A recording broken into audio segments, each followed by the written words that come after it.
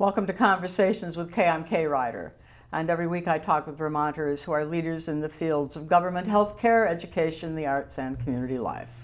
My guests are from the world of the arts, and I'm pleased to welcome from the Lyric Theater Company the Spring 2017 production, people who were working on 9 to 5. Kristen Bures, the artistic director, and Freda Tutt, the assistant artistic director. Welcome. Hi, thank you. We're excited to be here. That's good. Now, before we start, I want to congratulate the Lyric Theater Company. 9 to 5 is Lyric's 90th production in our part of Vermont, and that is quite a record. Thank you. That's a lot of hours and a lot of talent. Thank you very much. When and where will 9 to 5 be presented in Burlington? 9 to 5, we're excited. We'll be in the Flynn Main Stage, April 6th through 9th. Thursday, Friday evening shows at 7:30. We have a 2-for-1 show on Saturday, 2 o'clock, 7:30, and then we finish out the run Sunday, 2 o'clock matinee. Great, great. Do you have group tickets available, Freda? We do. We have group tickets available for groups of 15 or more. It's a great thing to bring like your ladies group or, have a girls' night out. Great, great. Good for anybody. The high school students, you can bring groups? Yep. Yeah, right, good. Office friends. Sure, anybody. Get a group together and go, yeah. Of course, many of us are familiar with the famous movie 9 to 5, Dolly Parton, Jane Fonda, Lily Tomlin. But it was a big hit. It was very, very, very funny. Is the stage show 9 to 5 just as funny and, just a lot of fun? It is. It is really funny. It's a lot of fun. It's very similar to the movie. Not 100%, but definitely close to it. It is guaranteed to make you laugh. Uh-huh. And of course, 9 to 5 became the working woman's anthem, at least one of them. Yeah. A very, very good song, very good. But please tell our audience a little bit about 9 to 5. I don't want you to spill all your secrets, but just a few. Well, the show talks about three very different women who work in the same office for the same boss, and what happens when they try to change things up a little bit, and how that is received, and ultimately making the office a better place to work. There's a lot of little antics that go into that throughout the show. Women definitely creating opportunities for themselves. Uh-huh, yeah. Of course, the 70s was very different in the offices. I mean, you had old-fashioned things like, I always think the Rolodex. Right. Stenography machines, electric typewriters. Right. Who has a typewriter in their office anymore? No. So, yeah, there's not the Luddites. Yeah. And they were definitely secretaries, not administrative assistants. Oh, yeah. That changed along the way. Yeah. And women were really sort of women who were secretaries. Lots of times, for years and years, women had certain occupations open to them. A school teacher, a secretary. You weren't a plumber in the 70s necessarily. No. A lot of jobs just weren't available then for women. So this was a big part of the women's working force that they were, addressing at that time. Yes. Yeah, and it was really funny. 9 to 5 is about friendship, and it's also about revenge. They don't like this guy. Not at all. This guy would be the world's worst boss. Sexist, egotistical, lying, bigot.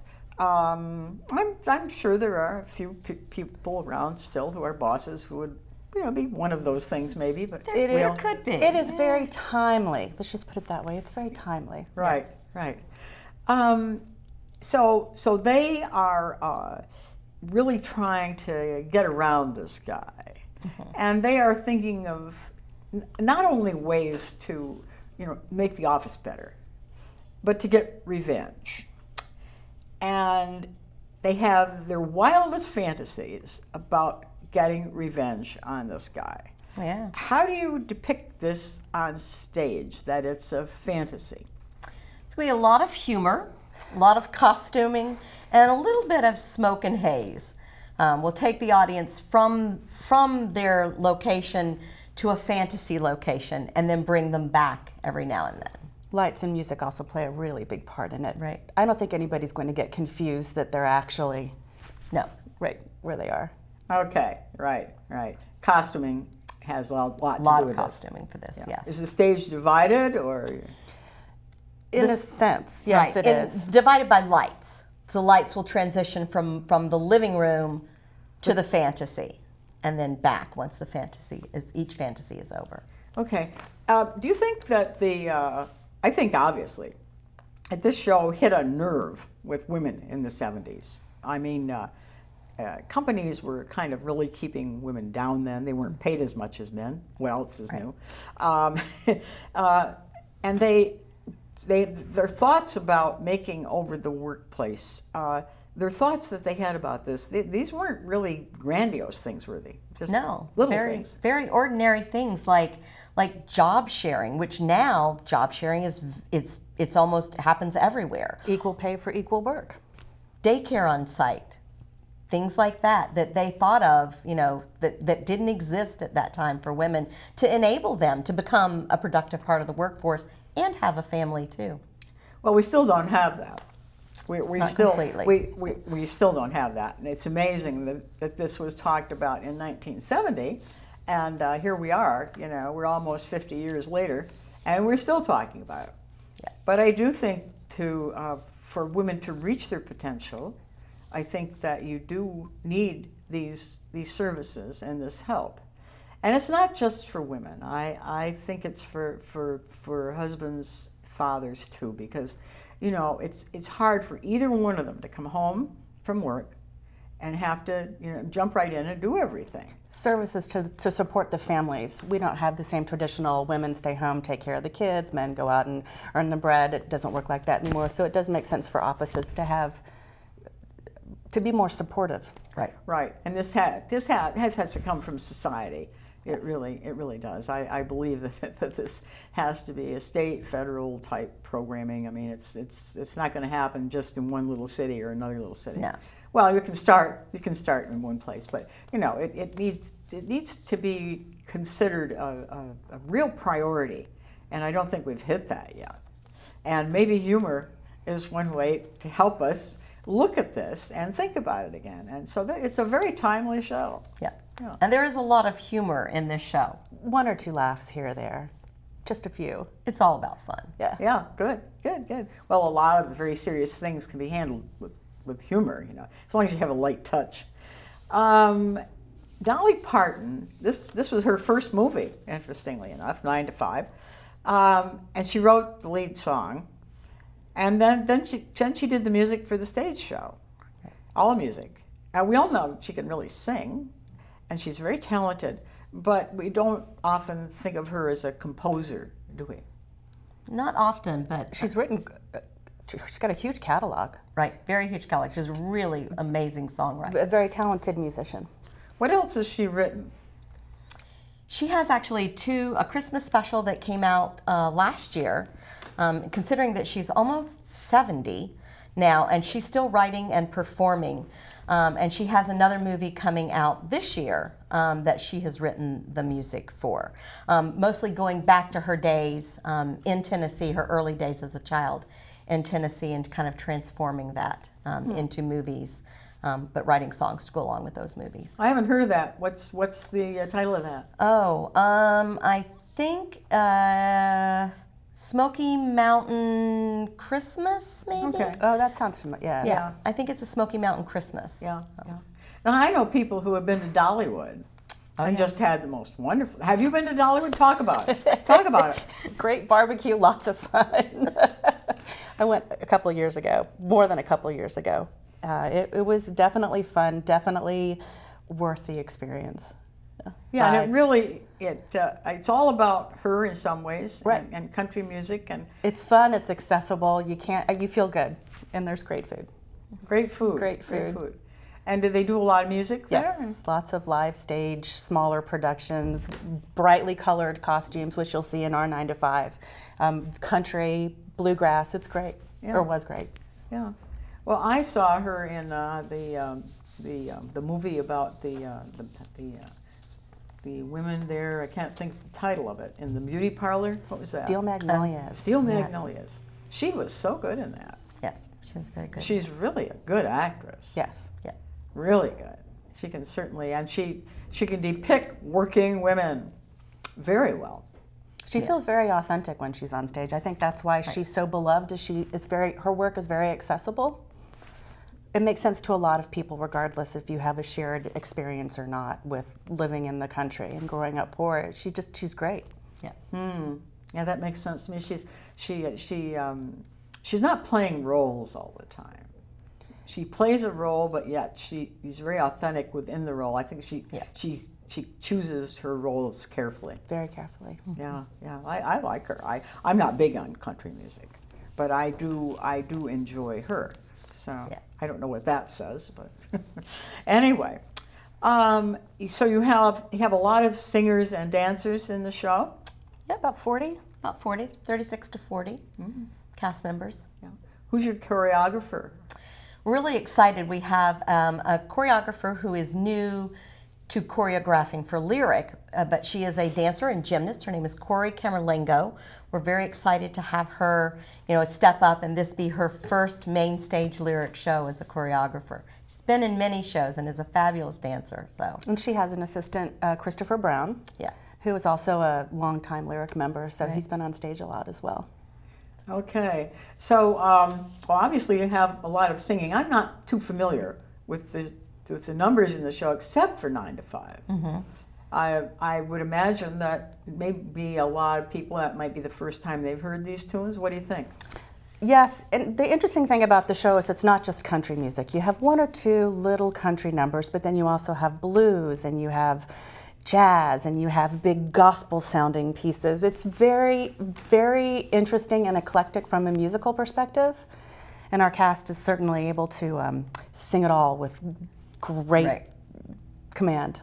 Yeah. Now, lyric always has great singing. Yeah. You must miss Catherine Tampus, who worked on the singing with lyric people for a long time. Very much so. She's a big hole in the lyric organization, but she's always in our hearts. Oh, that's nice to hear. She was there. I think she was a founding member. I'm not sure. But pretty close. Pretty, I think. Yeah. Pretty darn close. Right. Yeah. She's a wonderful woman. Yeah.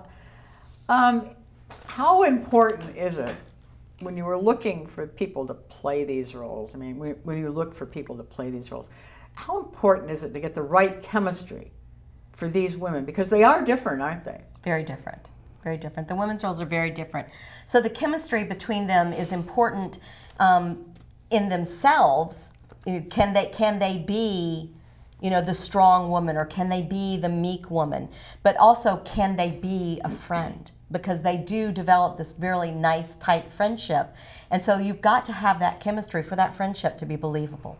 And part of what draws the action forward is that they do become so supportive of each other. So it's women helping women, and if they don't connect on stage, then that part of the story gets lost. The 3 women, can you tell me and the audience just a little bit about them? I don't want to stereotype them, but what are they like when they start? Violet, strong. Strong. She's a single mom. Capable, more capable than her boss. She's the ringleader, I would say. Right. Dolly, the Dolly character, Dorley, is a misunderstood. She's very voluptuous and sexy, but she's misunderstood, and sometimes people only see her exterior, and she wants people to see her interior, the good in her interior. She's a very warmly written character, very loving, and very patient up until a point, and then she kind of loses it. Just a little. And then there's Judy, who was recently divorced, is coming back into the work field and doesn't have a lot of experience and is really lost. And the other 2 women, through various circumstances, reach out and help her become successful in this toxic environment. Is one of them sort of a straight arrow type? Probably Judy or Violet. Violet, I'd say. Yeah. She's no nonsense. What you see is what you get. She's warm and loving, and smart, educated. Definitely straight arrow. Well, you keep using the word smart, intelligent, and that's what the game is all about, actually. Right. They probably are smarter than the boss. Oh, they are. Oh, we all like to think that at times. So Just, yeah. I know, you always like to think that if you get the chance, I could do this much better, but Right. That's why it's good to have suggestion box at the office. You drop it in anonymously, and Yes. sometimes people really work on these things, which is always rewarding. Before I forget about it, where would someone buy tickets and get in for more information? And I know you have a website. We do have a website. It's www.lyrictheatervt.org. The best place to get tickets would be to get them. Our tickets are on sale through the Flynn, and that is 802-86 Flynn or flynntix.org. And tickets are on sale now. Get them. You don't want to miss the show. You always sell out, don't you? Pretty We close. have been selling out very, very recently, almost every show. So yes. Well, the word gets out. I mean, you have fun shows, and you're noted for a certain quality, and people want to come. Plus, 9 to 5 has not been done a lot, has it? No, Not here. it's been done, I think, by a high school recently, but has not been done on a large scale that we have seen in Burlington at all. And Lyric certainly has never done this show. Mm-hmm. So that's one of the reasons that we chose this show, is that it is new and fresh for our audiences and our casts. Yeah. And Well, us. And us. We get to put our mark on it, Yeah. our spin on it. I bet you that's true. A lot of people have been in Lyric for a long time, and it must be fun to just approach something that's completely new. Yes, definitely is. Because I've done both Peter Pans. So having done the show twice, it's like, I love Peter Pan, but it's nice to have our spin on something that audiences haven't seen.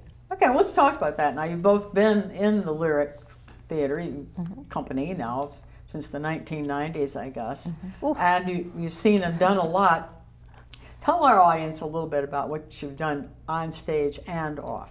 Well, I have much less experience with Lyric, so I have been mostly a on-stage performer in the 210 Peter Pan, the Secret Garden, some others. Joseph. Oh yeah, Joseph, Three Musketeers. I'm sure I'm missing one. Yeah. So, but Freda has been with Lyric forever and a day, so. Okay, let's hear it. I got started with Lyric in 1998. My first show was on stage. I was a munchkin in The Wizard of Oz. Big surprise. I've been on stage less than I've been on stage. I've done a lot of stage managing.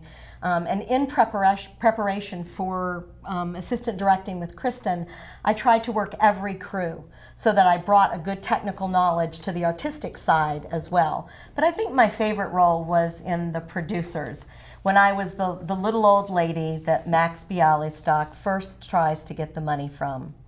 And that was a lot of fun. To tap dance on the Flynn stage was really a dream come true for me. And you've both done a lot off stage. Yes. Kristen, what have you done off stage? I grew up as a singer, so I went to a performing arts high school. I went to Oberlin Conservatory, Cincinnati College Conservatory of Music, found my way here in Vermont, did a lot of stuff with Stowe. So I've directed several shows for Stowe and been on the Stowe stage quite a lot, mostly in front. But you were the assistant director for Legally Blonde. Legally Blonde. That must have been fun. It was fun, and actually, that's how we decided that Freda and I were going to work together. You were working sound? Lights. Sound or lights. And the cast had a break. We were actually rehearsing in the Flynn, and I was getting a little stir crazy. You know, you're in the Flynn for a lot of hours. You get a little loopy, and I'm running up the aisle going, I'm ready to do this myself. And Freda says, really? Let's have a conversation. So we got through Blonde, and we started having conversations. We talked about how it would work and the types of shows we were interested in doing, and here we are. And you've done a lot backstage. I have. I've been on a stage crew. I have stage managed. I have worked makeup. I have worked house. What haven't you worked? I've never worked hair, because you don't want me fixing your hair. And I have never done promotions. That's the two things that I've never done.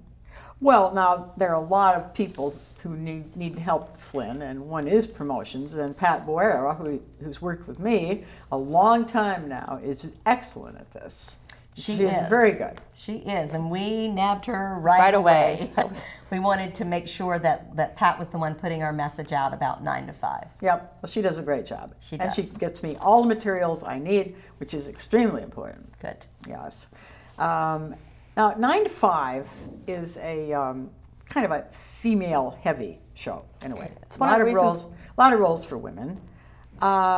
Why did you want to do this kind of production? It's you know, contrasted with Tommy's The Who. I mean, it's very different. That was mostly male. Yes. And that's one of the reasons why we chose this, is when women become a certain age, it's more difficult to find really great roles on stage. And this offers many opportunities for women of a certain age to strut their stuff. Yeah, and we thought it was a great foil for Tommy. Tommy's a little heavier, a little darker, very male heavy, and 9 to 5 is light and fun and female heavy. And so. Tommy was your fall production Yes. in 2016, so now your first production of 2017 is more with women. Yes. Yeah, well, that's interesting. What area do you pull people from for roles? Everywhere. It could be your next door neighbor, it could be your veterinarian, it could be your postal carrier. Could be the policeman that gave you the ticket, speeding. Like, it could be anybody. We welcome anybody who can sing, dance, or wants to be on stage. We welcome everybody. Now, about how many people are involved in a lyric show? I mean, not the cast, just backstage, you know? Well, just the total. Let's do it that way. Typically there's at least 4 people off stage that you don't see for every one person on stage that you do see. So it's a big group of people. So more technical shows have more technical people, less technical shows, you know, maybe not as many, but it runs the gamut from people helping Pat out from promotions to the person who technical directs and makes sure that everything is running right technically in a show. That the flying's done correctly. People arrange parties for the cat. There are so many people involved with this, and the shows would not be as successful as they are if we didn't have such great community involvement. I know that Doug Veman and Vivian have worked on your design for your sets. Yes. Very creative people and good friends of mine, and you know, you just have people from no experience necessary, right? Right, that's one of the great things. You do have to audition to be on stage, but to come work with Lyric off stage, there is no audition required. Come, bring yourself, we'll teach you what you need to know. Bring your sense of humor too, it helps. Yeah, I've been to dress rehearsals, and I can see that there is a lot of humor that go. The hard work and the humor just go hand in hand. They do. Yeah. Maybe you should come audition for a show. Well, you know, I thought about doing that at one time. I thought about it over a period of years. But the job I had to work at night, and you know, sometimes giving speeches and things like that, and you know, it wasn't going to work. Mm-hmm. And then I retired, and I was trying to find less to do. So, you know, I'm still trying to find less to do. Well, there's always a place for everyone in But Lyric. thank you for inviting me. I appreciate that. Now, 9 to 5 has been described as nostalgic, you know, light, funny. You know, everybody loves it, but yet it really does make you think, doesn't it? I mean, what is funny on one level is not necessarily funny on another level. Did you agree with that? Yeah, but I think the fun thing about 9 to 5 is that it's not funny. The situation that some of these women are in is not funny, but when presented through humor and finding the way out of that situation through humor, that's where the fun comes in. And a part of why it is so funny is because I think everybody has experienced a little bit of this in some way, shape, or form in their lives. So again, it's this very accessible. Oh, sure, I've been called sweetie, honey, baby doll, and you know, or whatever it is. So it makes sense. It's funny because you've been. Oh, I have been there. Oh, that's right, I have gone through that. Yeah, and you know, it's funny. It's funny, but you say, hey, wait a minute here. You know. Let's think about this a little bit. And I think it's what these women are doing. You know, all of a sudden, they're different. Mm-hmm. They're different. Mm-hmm. And they approach the problem differently. Right. And as you say, Dolly Parton, the Dolly Parton figure, finally she loses it.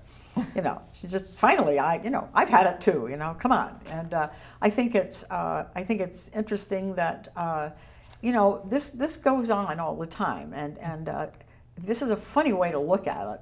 But yeah, you go home and you think, Yeah, but all three characters are very successful in finding the change. So they address the problem and then they successfully navigate their way through the problem. So I think that's also a lovely message that one can take home as well. Yeah, you can deal with it. Absolutely. You can do something about it. Absolutely. Yeah. Now, do you think that 9 to 5 could be written as a comedy today? Absolutely. I think the story is timeless because although we've come a long way, situations like this still happen, and there are even more humorous ways to deal with it now. So I think that it definitely could be a successful comedy in present Now, what do you day. mean by that, more humorous ways? Well, I mean, we know now how to approach humor differently in not quite as much of a mean way, but to get our point across in a nice, humorous way. So. Yeah, interesting. Yeah. Well, I think also the famous movie that was made with Goldie Hawn and Beth Midler, and "You Don't Own Me," the big song "You Don't Own Me" was in that film, and that was about the 3 women who were getting divorced. And then they started a nonprofit organization for women and children or something, but they used humor with their ex-husbands or their ex-husbands to be, and that was a very funny movie too. And that was just another step in the it was going from the working woman to the ex-married woman. Right. And all of these experiences lend themselves to great humor. Yep. And we all have seen this, and we don't want to dump on men. We don't want to sit here and say, I'm not all male bosses are like this awful guy, and some female bosses can be hard to deal with too. But I think that if you can laugh, I think you're better off. Absolutely. And every vocation, everybody, no matter healthcare workers, have humor too. Sometimes other people don't want to hear about that. That's why MASH.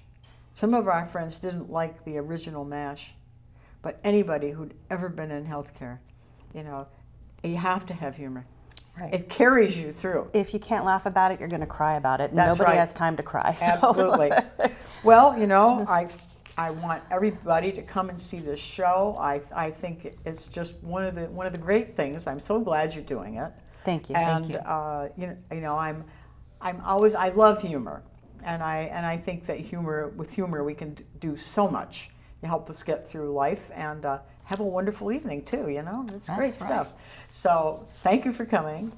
Thank you, the Lyric Theater, for all you do, and thank you for joining us on Conversations with Kay.